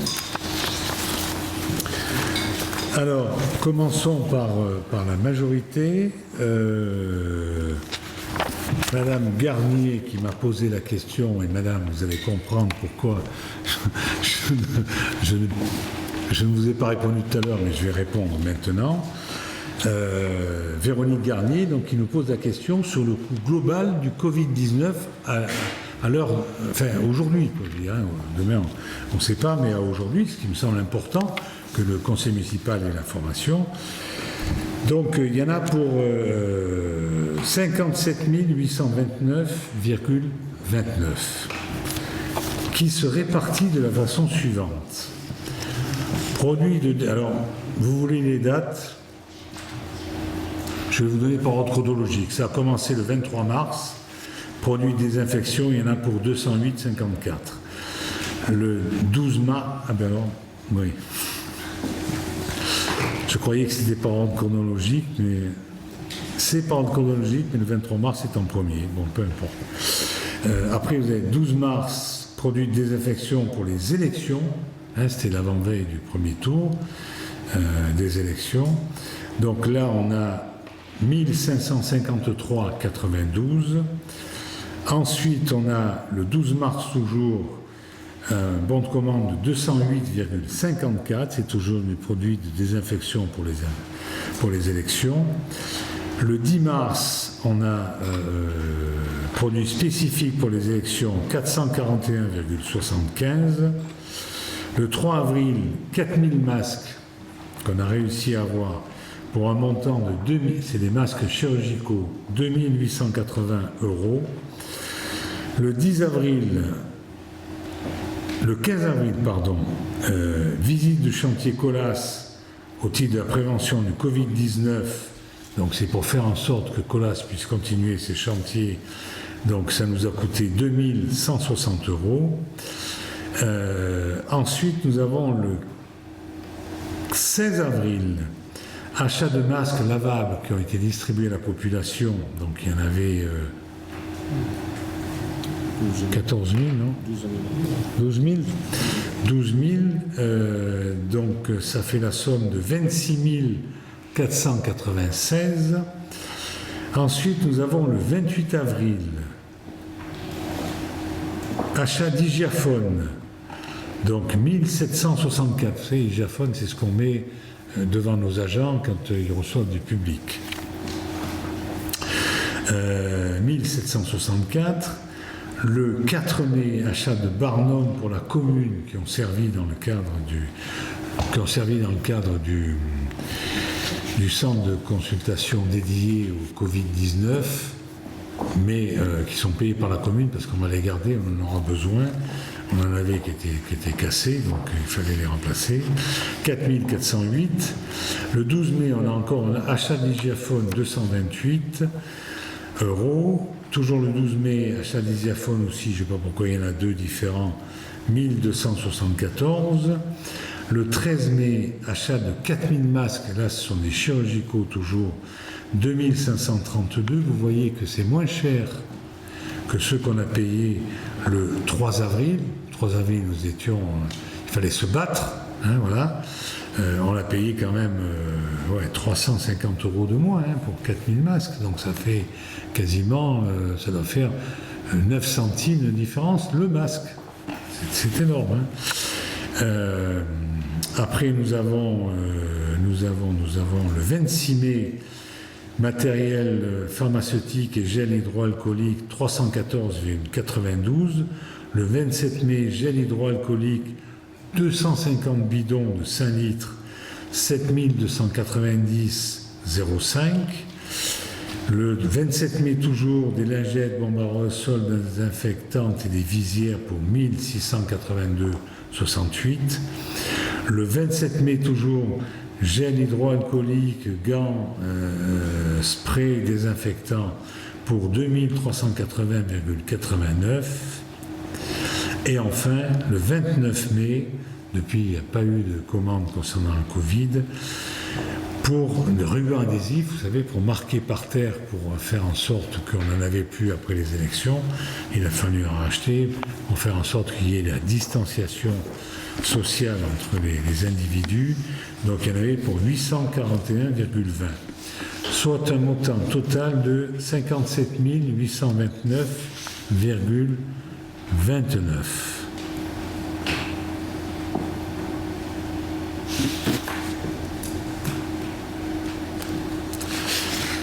Et pourquoi j'en ai deux tableaux là? Pourquoi faire simple quand on peut faire compliqué? Pourquoi est-ce que j'ai deux tableaux là? Ah, d'accord. Et ça, c'est le SGV qui a payé là, non? Non, même pas. Non, c'est nous. Bon. Alors maintenant, je vais vous donner la participation pour le centre de consultation dédié à Guilderut. On a produit de désinfection 777,60. Là, on est au 31 mars. Même jour, matériel spécifique de protection 4499,64. Produits spécifiques de désinfection, toujours le même jour, 3627,96. Le 23 mars, j'avais oublié celui-là, 1050 de produits pharmaceutiques de désinfection. Le 31 mars, location et installation de WC chimiques à Guilderut pour 810 €. Et matériel pour l'installation du centre de Guilderut, je ne sais pas ce que c'est, il y en a pour 3384,48. C'était le 2 avril auprès de... Ah, j'ai même les fournisseurs, c'est Cifreo et Bona. Et enfin, le 3 avril, pharmacie du centre, 261,36, tensiomètre et oxymètre. Et pour un total de dépenses de 14 411,04. Voilà pour les dépenses liées au Covid 2019. Je pense avoir été assez clair et transparent. Voilà. Et vous avez les bons de commande qui, si vous souhaitez les voir, vous pouvez aller les voir. Mais je vous ai donné l'ensemble des dépenses. Ensuite, j'ai une autre question de la majorité municipale qui vient de Julien Esterini. C'est ça? Ah, je le cherchais, voilà. Mais avec vos masques, là, vous êtes tout à l'heure, il était là-bas, Julien, non? Ah voilà, c'est pour ça que... Bon. Alors, qui nous pose la question, très simple à dire, pourquoi est-ce que la partie du chemin de Sauvecannes entre la Babiole, entre les services techniques jusqu'à Décathlon ne marche pas? Eh bien, mes chers collègues, je vais vous dire pourquoi, parce que tout simplement, nous avons, alors c'était, je ne sais plus quelle date, je vais vous dire ça, c'était au moment du confinement, on était au début du confinement, donc il y a eu, nous avons eu 3 vols de câbles sur la commune.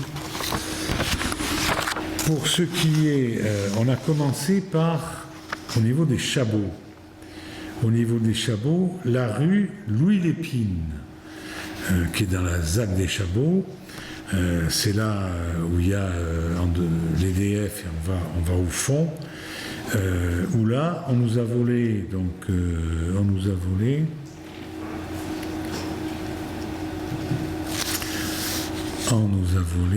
ben, je ne sais plus combien de mètres.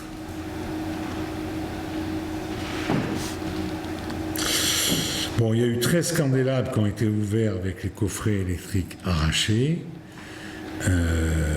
Et 12, évidemment, entre ces 13 candélabres, vous avez 12 portées de câbles volés, soit 500 mètres linéaires environ. Sachez que là, ça nous coûte voler, évidemment, c'est pour notre pomme. Nous en avons pour 10 330,74. Et là, nous étions le...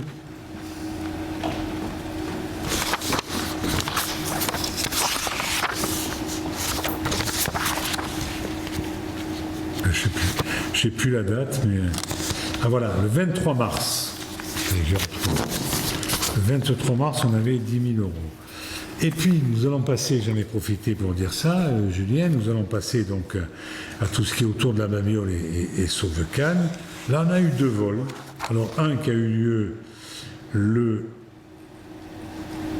Ah ben là, la date n'est pas marquée au même moment, au même endroit, donc je vais essayer de rechercher ça. Là, c'est dans la nuit du 16 au 17 mars. Et là, nous avions 20 candélabres qui ont été ouverts, avec coffret électrique arraché, 22 portées de câbles volés, soit 550 mètres linéaires environ. Et ce qui nous donne un modeste prix de, je vais vous dire tout de suite, 19 320 euros. Et nous avons pour l'autre partie, c'est entre le giratoire de la Babiole et Décathlon, nous avons, c'est celui-là, oui, c'est celui-là. Donc là, on a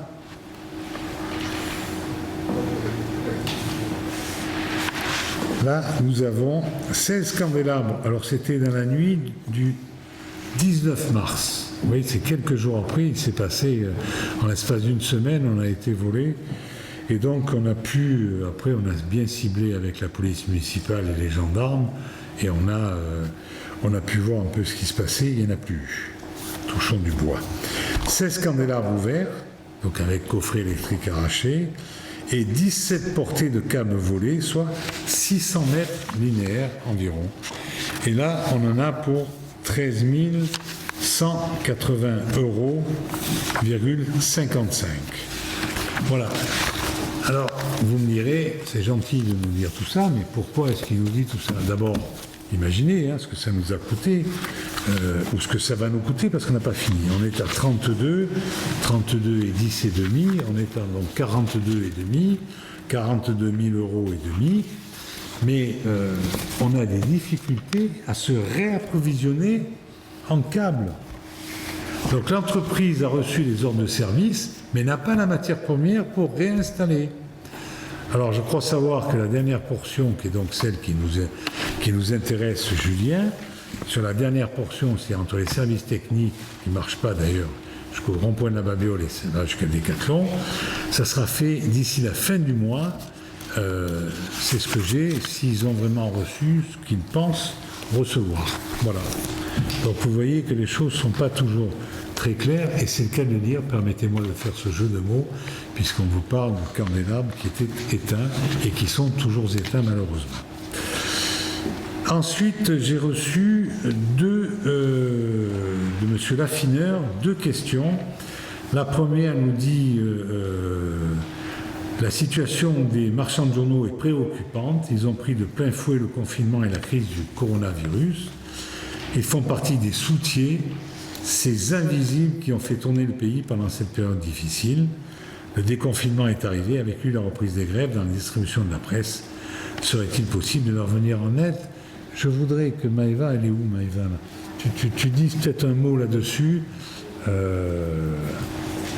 Et puis après, moi, j'embrayerai aussi là-dessus. Là. Merci Monsieur le maire. Donc effectivement, alors c'est une problématique nationale qui touche aujourd'hui les marchands de journaux, puisque tel que vous le savez très certainement, c'est la société Prestalis, donc qui est domiciliée à Paris, qui assure la distribution des journaux partout en France par l'intermédiaire de ses filiales, donc les SAD, les sociétés d'agences de diffusion et de distribution de la presse. Ce qui s'est passé, c'est que le 15 mai dernier, il y a eu un jugement d'ouverture de redressement judiciaire pour la société mère, donc Prestalis, et un jugement d'ouverture de liquidation judiciaire pour toutes les filiales qui sont implantées un peu partout en France. En ce qui concerne la région, notre région et notamment le dépôt de Marseille, puisque c'est celui qui approvisionne les marchands de journaux sur Bel-Air, la problématique, c'est que les salariés en fait, de la société, et notamment la CGT, ont commencé à bloquer totalement en fait, le dépôt, ce qui empêche tout approvisionnement. Alors apparemment, il y a une conférence de presse qui s'est tenue cette semaine. Il y a un plan de secours qui a été proposé aux salariés, aux dernières nouvelles, mais qui ne leur convient pas. Donc à long terme, en tout cas, il y a des solutions qui sont en train d'essayer d'être trouvées, et il y a des négociations qui ont été amorcées avec les représentants de la CGT. À plus court terme, c'est aussi dans cette optique-là et dans la démarche d'aider les entreprises locales que le prêt Covid résistance, que l'abondement du prêt Covid résistance a été voté ce soir, puisque les marchands de journaux de la commune, à court terme, pourront elles aussi faire en sorte de bénéficier de ces prêts-là si elles respectent les conditions requises pour pouvoir les obtenir. Donc ça, c'est vrai que c'est une information qui est assez importante. Et voilà, encore une fois, sur le long terme, il y a des négociations qui sont en cours, mais c'est vrai que ça relève quand même d'une problématique nationale et non pas locale. Voilà, je vous remercie. Merci Maëva, puisqu'elle vous parle de la problématique nationale. Il me vient un souvenir sous d'autres cieux, avec un autre mandat, vous vous en doutez, où j'avais proposé l'amélioration, pas dire la suppression, parce que vous allez comprendre pourquoi, de la loi Bichet. La loi Bichet a été votée au lendemain de la Deuxième Guerre mondiale pour obliger les dépositaires de journaux d'avoir les journaux de toute sensibilité, magazines de toute sensibilité. nous étions il y a 75 ans. Depuis, les choses ont évolué. Depuis, il y a le net, il y a un certain nombre de banques de données, etc. etc. Il y a peut-être une dizaine d'années, je ne me souviens plus de la date exacte, mais j'ai eu l'occasion de déposer une proposition de loi en tant que parlementaire supprimant cette loi Bichet, qui empêchait les choses de tourner en rond, parce que tous les distributeurs de journaux vous disent « mais moi on me donne par exemple 4 Marseillaises, alors que j'en vends aucune, on m'en donne 4 exemplaires, mais par contre là j'ai Le Monde que je reçois en 6 exemplaires, j'en voudrais 8, j'arrive pas à les avoir ». C'est ça que ça voulait dire la loi Bichet. C'est-à-dire que c'est le distributeur de presse qui va vous donner, quand vous êtes, vous, enfin pas le distributeur, mais c'est Prestalis, alors en vente, ça plus comment, peu importe, qui va donner au distributeur le nombre. Et s'ils ne vendent pas, il leur renvoie, s'ils vendent tout, et qu'ils en demandent d'autres qu'ils ne peuvent pas avoir. Donc ça, c'est la conséquence de la loi Bichet. C'est pour ça que j'avais demandé à la supprimer, la loi Bichet. Vous savez ce qui m'est arrivé à l'époque ? J'ai eu droit à ma permanence parlementaire à Gardanne qui a été murée et où elle a été envahie de journaux. J'ai eu 3 tonnes de journaux qu'on a envoyés à travers la permanence et après on l'a murée. Et quand Maëva Gautelier vous disait tout à l'heure que la CGT s'est opposée, vous avez compris le problème. Le problème, il est du syndicat du livre. Parce que c'est lui qui signe la branche sur laquelle il est assis.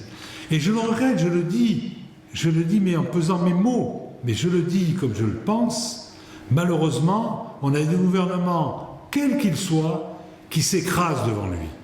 Et chaque fois, on essaie de revenir, faire en sorte que Prestalis, il change de nom, parce que ça n'arrête pas évidemment de couler, donc on fait changer de nom le distributeur, parce que le syndicat du livre l'impose. Et je crois que la solution, elle n'est pas là.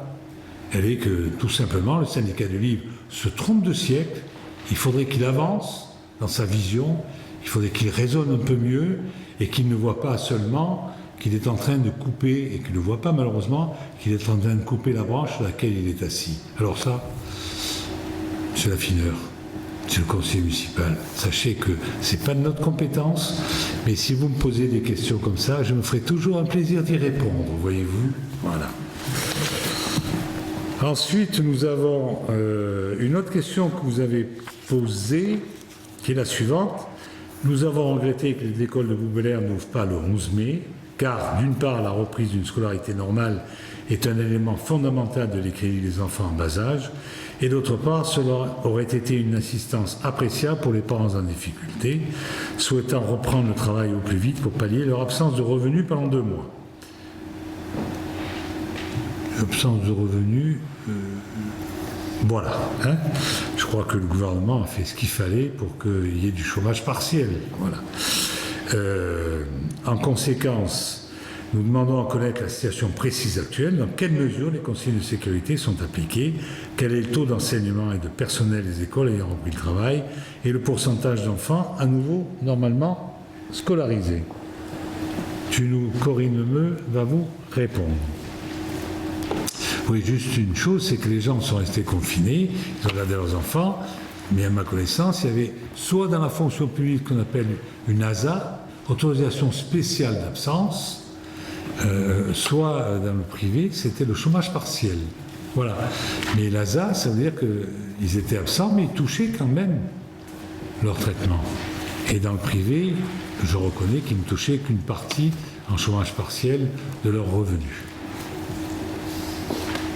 Monsieur Laffineur, j'allais dire, je vais vous répondre à la question que vous avez posée par une autre question. Avez-vous lu le protocole sanitaire émis par le ministère de l'Éducation nationale quelques jours avant la réouverture qui était prévue le 11 mai? Voilà, je pense que si je vous ai dit ça, je vous ai tout dit. C'est-à-dire que ce protocole, en fait, était inapplicable. Inapplicable pour l'Éducation nationale, inapplicable pour la ville. Donc, évidemment, déjà, j'allais dire, pour réouvrir une école, il faut que tous les instituteurs soient là, ce qui n'était pas forcément le cas au vu de ce qui était présenté par l'Éducation nationale. Donc, nous avons fait le choix de ne pas réouvrir les écoles, parce qu'il y avait beaucoup trop d'inconnus. Une chose toute simple, il nous manquait quand même du matériel indispensable, comme le virucide par exemple, qui était nécessaire. Et donc ça, nous ne l'avions pas. Il y avait du matériel à commander qui était en rupture de stock. Nous ne pouvions pas avoir ce matériel pour que les écoles puissent les ouvrir dans des conditions convenables. Donc pendant les 3 semaines, entre le 11 mai et le 2 juin, nous avons travaillé d'arrache-pied, trouver des solutions les meilleures et les plus adaptées pour l'ouverture de l'école. Donc le 2 juin, toutes les écoles de la commune ont réouvert. Donc toutes les écoles ont réouvert en tenant compte des consignes sanitaires qui étaient évidemment nécessaires de mettre en place. Donc l'école a réouvert de la façon suivante. Nous accueillons à peu près, alors je vous dis à peu près, on va dire qu'au global ça fait à peu près 350 élèves. Donc dans les écoles élémentaires, on va se baser, je vais vous donner 75 élèves pour faire un chiffre rond, et sur la maternelle, 25 élèves. Voilà. Donc nous avons fait comment? Enfin, l'éducation a présenté un projet qui a été le suivant, c'est-à-dire qu'ils ont ouvert par niveau de classe. Un CP, un CE1, CE2, voilà, un CM1, CM2. Et en maternelle, donc ils ont fait 3 groupes d'enfants. La maternelle, ces groupes d'enfants sont au maximum de 10 élèves. Et à l'élémentaire, c'est entre 12 et 15 élèves. Mais bien sûr, ça se calcule en fonction des mètres carrés qu'il y a dans une classe, puisqu'on nous demande 4 mètres carrés par élève. Voilà. Donc actuellement, il y a des parents qui ont répondu, bien sûr, qui voulaient remettre leurs enfants à l'école. Donc il a fallu s'organiser en fonction du nombre. Ce qui a été retenu, c'est 2 jours pour un groupe et 2 jours pour le deuxième groupe. Et pourquoi ça a été fait comme ça? Parce qu'en fait, on a évité le brassage des élèves. On ne voulait pas que les élèves qui soient dans le groupe 1 se retrouvent avec le groupe 2. Enfin, donc voilà. C'est pour ça que ça a été fait de cette façon. La rentrée du 2 juin s'est fort bien passée. Des repas ont été distribués aux enfants, des repas froids, parce que pareil, le prestataire de restauration, lui aussi a souffert du Covid-19 et que c'est pas toujours facile de tout remettre en place comme ça. Mais dès aujourd'hui, les repas chauds sont distribués, donc tous les élèves ont droit à un repas chaud. Nous étudions également le fait de pouvoir mettre un 4e groupe à l'école maternelle de façon à pouvoir un peu grossir le rang des élèves qui vont pouvoir rentrer. Et de la même façon, nous faisons la même chose sur l'école élémentaire. Les personnels se sont mis vraiment en ordre de bataille pour que tout fonctionne de la meilleure façon qui soit. Donc vraiment, je pense qu'il y a un encadrement qui est à la hauteur de toutes les espérances des parents de l'Éducation nationale et de la ville. Voilà. Merci Corinne. Je me permettrai de rajouter 2 choses. Un, c'est que nous avons consulté les parents d'élèves et qu'en fait, nous avions pour le 11 mai seuls 30% des enfants qui seraient rentrés. C'est-à-dire 30%, il y en a 1500, donc ça fait 450. C'est à peu près le nombre qu'on a aujourd'hui à quelque chose près. Et deuxièmement, Corinne Lemeu vous l'a dit, nous avons reçu 8 jours avant, le dimanche soir, comme quoi quand on veut on peut, le dimanche soir nous avons reçu le guide pratique qui faisait non pas à 63 pages comme certains l'avaient dit, j'ai pas compris, il y en a un qui eu avant à 63 pages, nous on a eu 54 pages de mémoire, 54 pages, ma foi peut-être que ça s'est perdu, c'était en numérique, donc ça ne peut pas se perdre normalement, enfin bon peu importe, 54 pages qui, quand on a lu ça, je vous assure, mes chers collègues, c'était pas évident du tout. Donc j'ai pris la décision, en tant que maire, très simple, en mon âme et conscience, de dire le 11 mai, les enfants, nous ne rouvrirons pas les écoles. Or, ça c'est le maire qui l'apprend.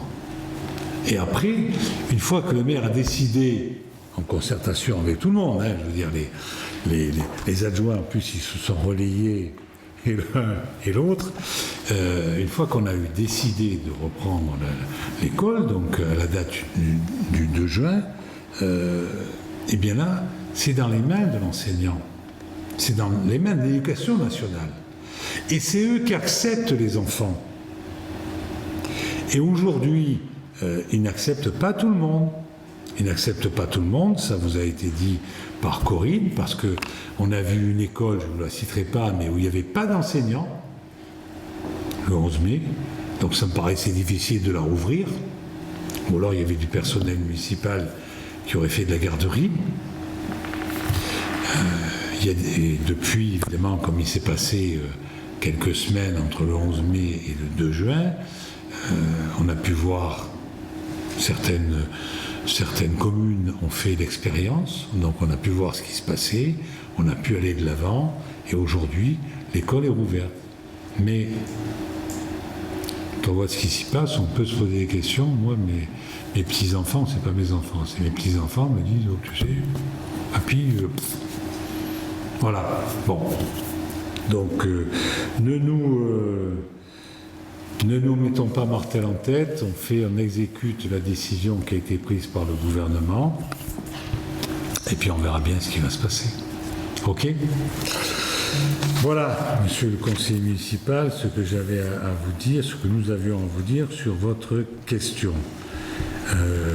Étant donné qu'il n'y a plus de questions, je vous propose de lever la séance, et puis je vous rappelle que le prochain conseil municipal aura lieu le 29 juin et que d'ores et déjà vous pouvez noter la date du 13 juillet où on aura là le vote du budget puisque toutes les commissions auront pu faire leur travail et on aura pu avancer. Je vous souhaite à toutes et à tous un bon appétit et une bonne soirée.